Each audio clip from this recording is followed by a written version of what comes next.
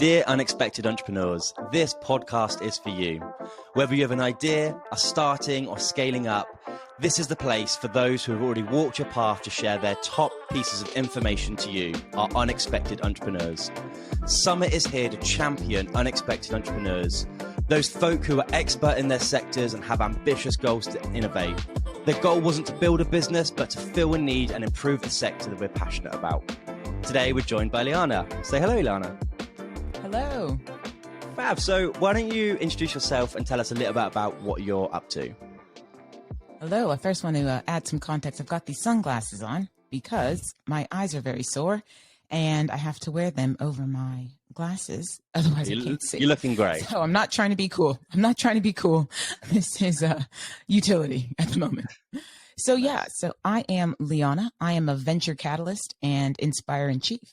And for anyone who's asking themselves, well, what even does that mean? I made it up, but it's the perfect way to describe what it is that I do. I breathe belief into people who make a living through entrepreneurship, and I help them build great companies of the future today. Inspiration is the tool that I use, and the magic happens within inspiration space. My party trick is my ability to come up with ideas, and I say that I lay ideas like eggs.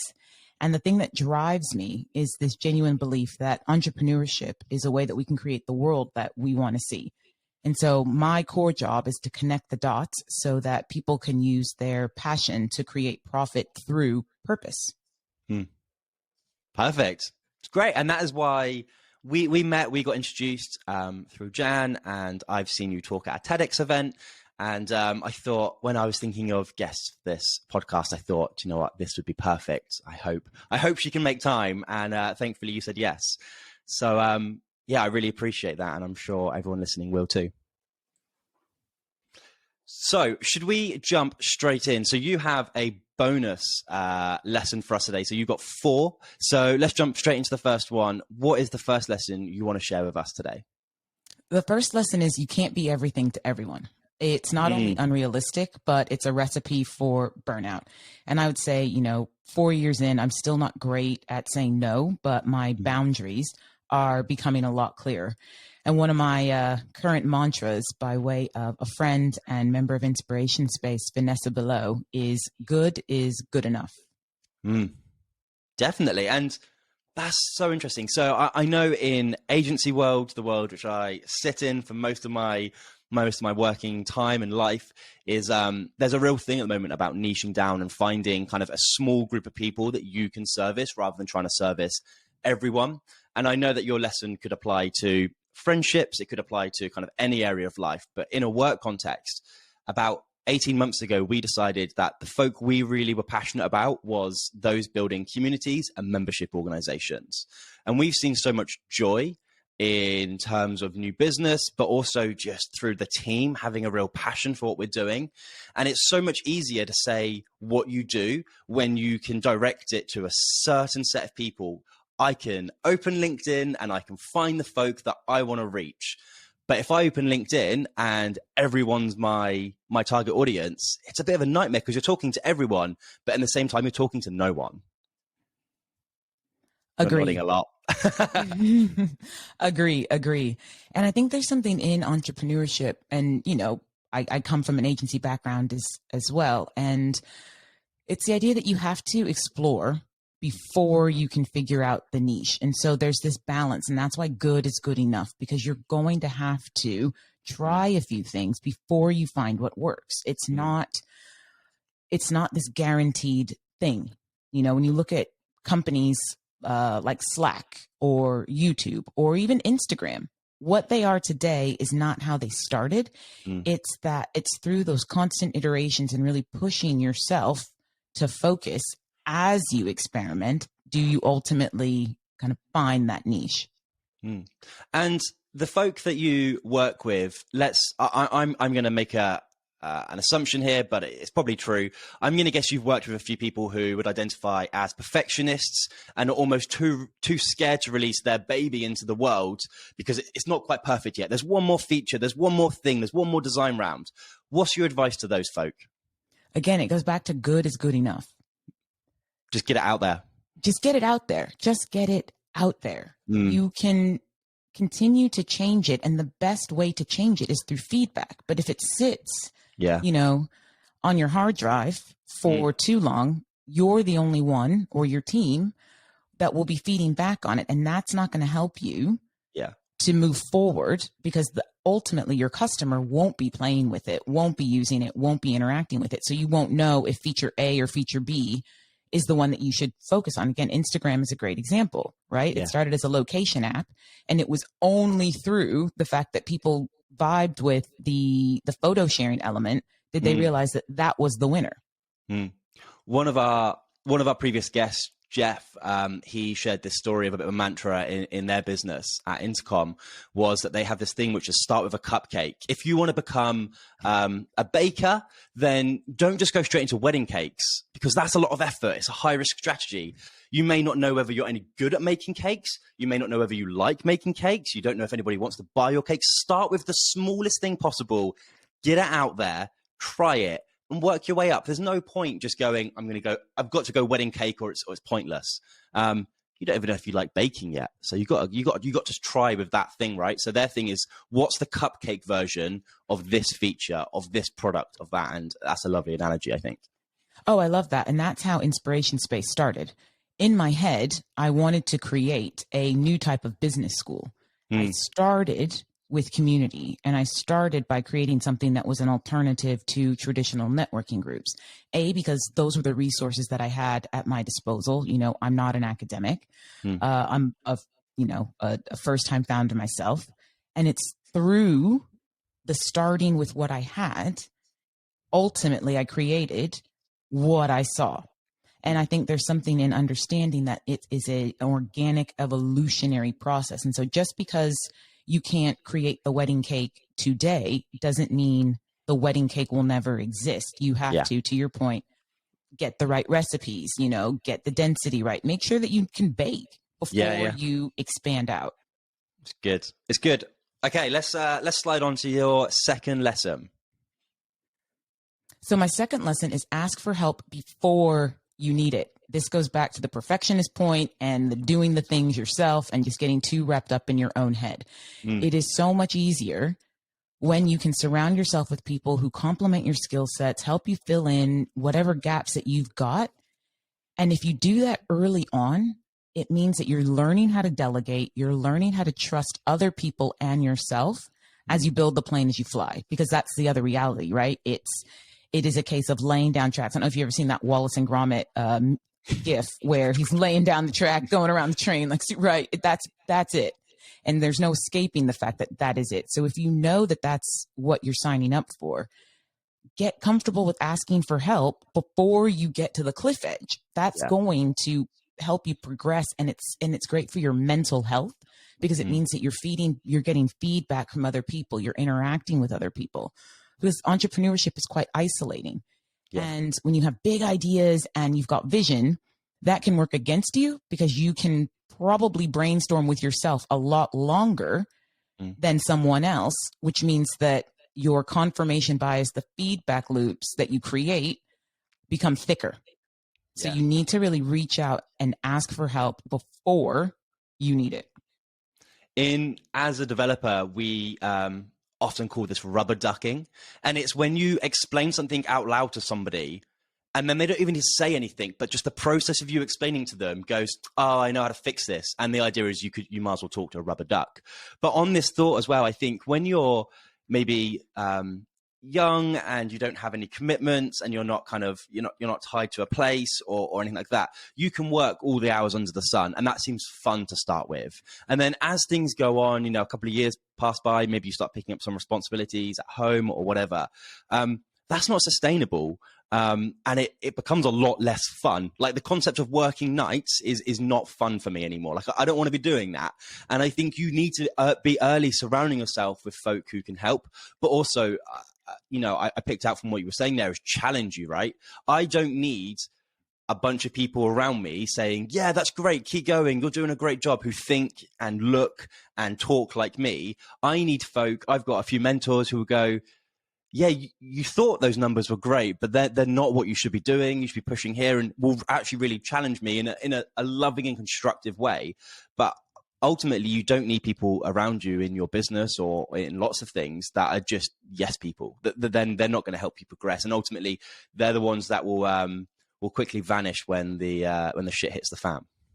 Right. Especially if you're doing something new and people really galvanize around it. That was my experience when I started Inspiration Space in the first 3 months, because it was, an alternative to traditional networking groups.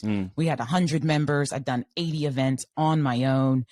And someone asked me, what will you do next? And at the time I was getting phone calls from people all across the country. Will you franchise it? Will you franchise it? And remember, my ambition was to create this alternative to a school. Right. And so the idea of franchising it and taking that model just seemed like I would be sacrificing short-term revenue for this long-term vision. And it was this real tension. How do I do that? And I got lucky. I met my mentors about 3 weeks after that conversation, because the thing about asking for help, and in particular from people who've been there before, they know the shortcuts. They can see what you can't see. So whilst, I might think at the beginning of the journey, it's going to be 10 miles, then say, no, there's a shortcut 2 miles in, and it's a way better route to go.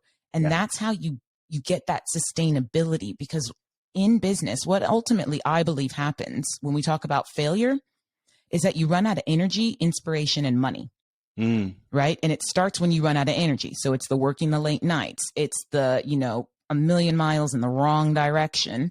It's all of the people who say, yeah, that's great. Or they give you ideas and then you try every single idea without thinking, okay, well, how does this fit into, my bigger ambition, or does it even make sense? And then the inspiration starts to wane, because when you don't have energy, it's very difficult to motivate yourself and to find, the fresh ideas or the new people or whatever. And then ultimately the money starts to run out. You don't have the energy to sell, or you've been selling the wrong thing, and then you burn out. Yeah. I heard this. That's so good. I heard this amazing analogy this morning, which I've never heard before. And they said, talking to someone about your problems, whether, in a business point of view or from a mental health point of view. And they were talking about this analogy of there's two people and you're both climbing mountains, but you're side by side and you've both got walkie-talkies and you're kind of going up and you're following the path, but you don't really know what's happening next. But the person next to you can see your path and they can go, mate, just take a left. Like, I can see if you go left, you're going to get there. But until you're having that dialogue back and forward across the mountain, you're just going up, just following the steps in front of you. But the person, they get the bird's eye view. They get the good view of what you're doing. And ultimately, sometimes you need someone removed from the situation to go, have you thought of this? Have you done that? Take a left, take a right. That is a dead end. Don't take that path. And I thought that was a wonderful analogy. Right. And it's knowing where the dead ends are. And that's the risk when you surround yourself with yes people, or you don't put yourself out there to get that critical feedback. Yeah. You need to know where the dead ends are. I would much rather know that if I, continue on the path that I'm on, I'm not going to succeed, versus, okay, take a left here. Sure, my plan might change, but surely it's better for the plan to change than for the business to end. Yeah. So good. Okay, Fab, let's move on to your third point. These are so good so far. So the next one, and again, I think it falls into line, which is it's okay to take a break. Yeah. Especially when things are going great. Over the summer, I ended up with a blood clot. And it was one of those things where it was a very busy week. We were supposed to be doing a live event and then some online stuff, and I was going on holiday, and it was my kid's birthday, and it was the end of school, and it was just so much stuff. All of these opportunities landing in my inbox. Can you send us a proposal for this? Can you? And it was like, whoa. And what happened was my mind has become so resilient that it's my body now that keeps the score. Mentally, I can handle so much more than I could. I don't get overwhelmed, but I focus. I've never been so focused in my life. But it's my body. And so you really do have to take a break. It's very easy to, look at LinkedIn or Twitter or anything, right? And it's like that hustle culture. Yeah. It's all about pushing. Wrong. You have to take a break. Yeah. No, it's so good. Yeah, my telltale sign of when I'm stressed and overworked is I get chest pain, which is terrifying. So I've been to A&E too many times, and they just come back and say undiagnosed chest pain, which quite honestly is not particularly fun to come out of A&E with. But yeah, I just know it's stress, and I can feel it coming on. Like it starts with a little bit of chest pain, turns into nausea, and I know, right, I've overdone it. I'm stressed about this. This is happening. And when you start recognizing the patterns, you can start seeing it before it spirals. But yes, it's true, isn't it? Like, you think you can juggle more than you can, and ultimately your body is the one saying no. And especially when you've got, there you've mentioned you've got kids finishing school and stuff. That stuff's all really taxing, like way more than you think it should be. Dealing with childcare and even just like keeping up a house and like all of those things that kind of seem really minor. Like, is it bin day? Like they all take a bit of if your time and your energy is 100 dominoes, it takes up a couple of dominoes, and before you know it, you're running on empty and there's nothing left, and you've got to give something a break. And am I right in saying, was it this summer or last summer you got to take a good chunk of time out in America? So that was last summer, and that was the other big lesson, right? I had said to myself, last summer I wanted to take all of August off and not really do much, but we had this fantastic new business opportunity that came in June, which meant that we had to deliver in July, which wasn't expected, and then had to evaluate in August. So I went to the States, and my very basic team at the time were managing things, but I was still kind of on edge. And then my kids got COVID and we couldn't come back. So then I got stuck in the US for an extra 2 weeks, and that was really making me panic. Yeah. And in that moment I was like, okay, never again. Like, really, we're not doing it like this. Stop in July. And this year we stopped in July, and in August I had my first holiday in 4 years where I didn't have a single phone call. I didn't take a Zoom. I was really engaged, and that was amazing, Yeah. and it's those things that you don't realize at the start of the journey are going to be important, because if you look outside, everything tells you push, push, push, push, push. But there's not a lot of space for, in the early days, space and going slow and being intentional and thinking it through. And it goes, back to that point number 2, which is that asking for help. When you have people who can help you kind of navigate the journey, they're the ones who are going to say to you, look, those 2 weeks that you're pushing for, that's not going to make any difference except for the fact that you're going to burn out. Yeah. And when I got my blood clot, it was a result of, I'd literally been working for 48 hours straight on the sofa with my legs stretched out, basically the equivalent of like a flight to Australia, right? Sure. Exactly. And I've had blood clots before. So it was one of those, I know the feeling. I was like, are you kidding me? And the irony for me in a way was the event that we were hosting was all about how to break through without burning out. And I was like, amazing. If you stroke out, right? If you have a stroke, there's your next TED Talk. Right. For this event. I was like, if the stroke doesn't kill me, the irony will. Like, that's ludicrous.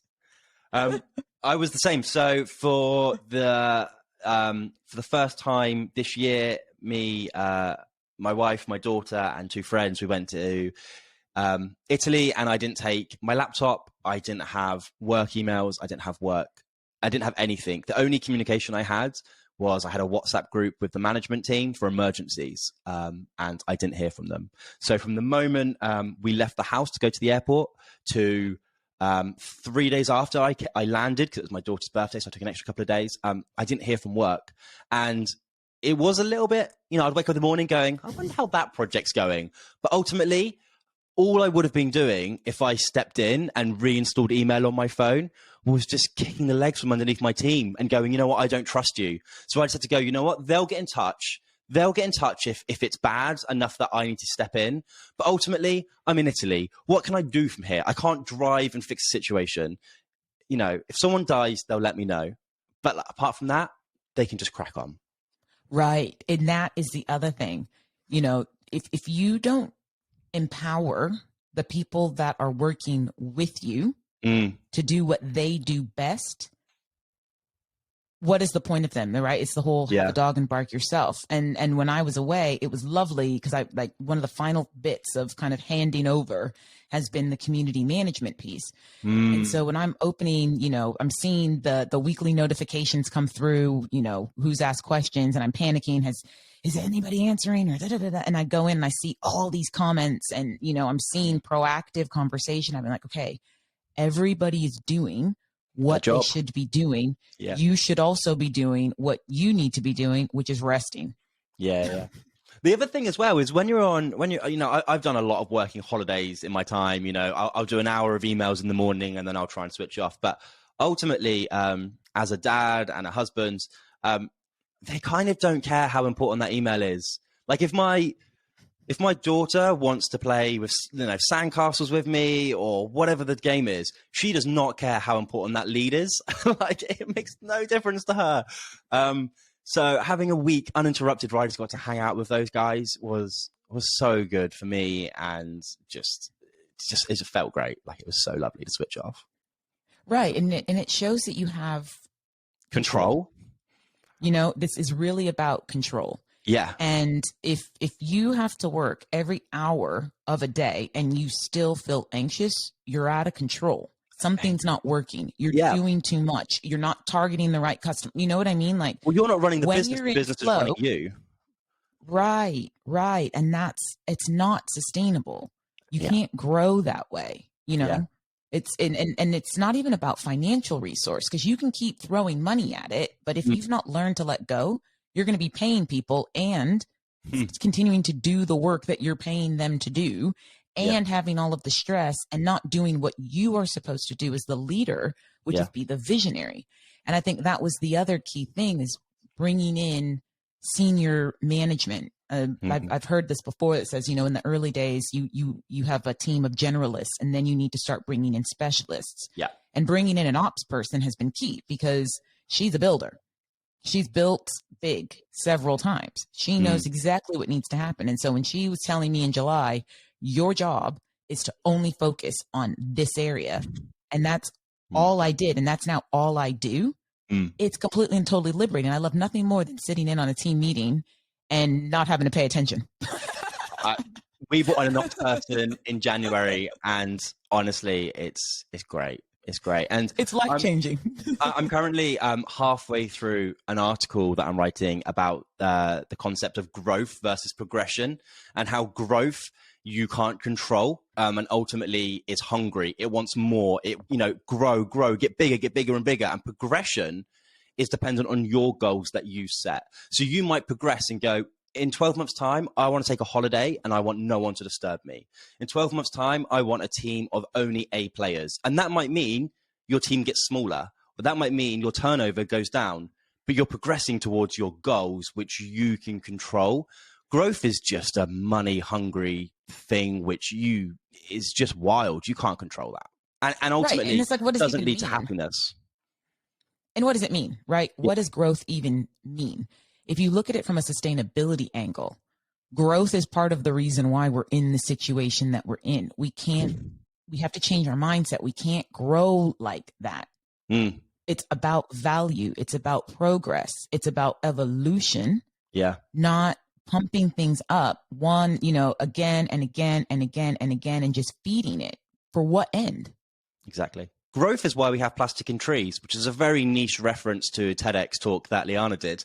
And that moves us nicely onto your next point. Which is creating space for joy. This is so key. I just came back from the Happy Startup School's summer camp. They invited me to come in and speak. And there's something, that I love about this story, which is when I was starting Inspiration Space, I really doubted my vision. I was like, is there space for this alternative way of doing business? And so, I'm Googling, I don't even remember what I was Googling. And I came across the Happy Startup School. It's like, they're doing what I want to do. Like, it shows there is space for this. And their strap line, which is an antidote to the old way of working, really inspired my first strap line, which is breathing new life into old ways of working, right? And so our paths then ended up crossing in 2021. and I met one of the founders, and they invited me to come in to speak. And, you know, it was just one of those things where it's like, wow, I'm meeting my idols, right? Like, this is so cool. And so they invited me to go to summer camp, and I've just not had a weekend like it, right? Not only being asked by people that you look up to come and inspire their people, you know, I'm a peer now, and that's cool. But also just my inspiration tank got completely and totally refilled. And that's about joy, because I was running on empty and yet have this whole team. And I think that's another thing that we don't talk about a lot, is when the leader needs to be led, right? It's really difficult to always be the go-to person, especially when you're in the business of inspiration, right? And so in making space for that joy, I laughed, I learned, we told stories, I heard stories. It just revitalized me. And I think that's something that I'm going to bring with me, embed into everything that I do personally and more into work, which is making space for joy. That's so good. That's so good. When we during the first year of lockdown, you know, we got to the end of the year and we were exhausted. And me and my wife, Rachel, who I run the business with, we sat down and we were like, we're not doing that again. That was, I know it was an exceptional year, but ultimately I don't think where we positioned the business led us to a good place. We got to the end and we went, look, what do we enjoy? And we decided it was community, and we wrote down a bunch of things. And one of those things was, we want the business to be a place that gives us and our team moments of joy and opportunities we wouldn't have otherwise. So yeah, that's what we decided, and that's what we made. We get to do fun things that ultimately, if we didn't have the business, we wouldn't get to do. So that's it. Right. And I think that's a great point around COVID, because it is very similar. You know, in the beginning of 2020, we were rolling out our growth strategy, and we got, you know, the first 3 offline digital enterprise hubs up and running. COVID comes, and then we take it online. So on the one hand, COVID actually accelerated inspiration space 2 years into the future, because I knew eventually online delivery was going to be something that we would have to consider. Otherwise, how would we scale? Yeah. But it wasn't something that was, you know, at the top of the to-do list. And all of a sudden it was. And I think through 2 years of really leading people, I wasn't aware of my own energy. And so then as we've been coming out of lockdown, and then you have a war and inflation, it's just like hit after hit after hit. And I was like, damn, I'm exhausted. And I didn't even realize I was exhausted because I'm on this faith walk, right? I'm on this faith walk. I'm going to do this regardless, for good or for bad. And understanding that my energy was drained because of the past 2 years, and that's okay. And no, I shouldn't just keep waking up and pushing and pushing and pushing, and just kind of taking a minute to acknowledge that, I think was key. And that's where, again, that joy comes from. Because if I can embed in more fun into my life and embed in more fun into the business, hopefully that will not only give me the energy that I need to keep going, but it will energize those around me so that I don't always have to lead. Yeah, that's good. It's great. It's so good. Before we wrap up, could you just summarize your 4 points for us? Yeah. So my 4 points are: ask for help before you need it. You can't be everything to everyone, so be realistic. Take a break, especially when you're feeling good, and create space for joy, because that's going to give you the longevity that you need to build this grander vision you have. This conversation has made me smile so much. There's so much good stuff in here. And yeah, like I feel like we're on really similar paths, and we've kind of bumped into lots of the same roadblocks, and now we're kind of actually starting to realize this should be fun. Let's do it the fun way, not the stressful way, because, you know, there's more important things than doing everything all the time. And I think that we've both experienced that. I thank you so much for joining us today. How can people find you online and ask you any questions if they have any? Amazing. So you will find us at theinspirationspace.co as the website. You will also find us at theinspiration.co space.co on Instagram, and feel free to reach out to me on LinkedIn, Liana Fricker. Perfect. Thanks so much. And we'll be back next week with another guest. Thanks for joining us. Thanks for having me.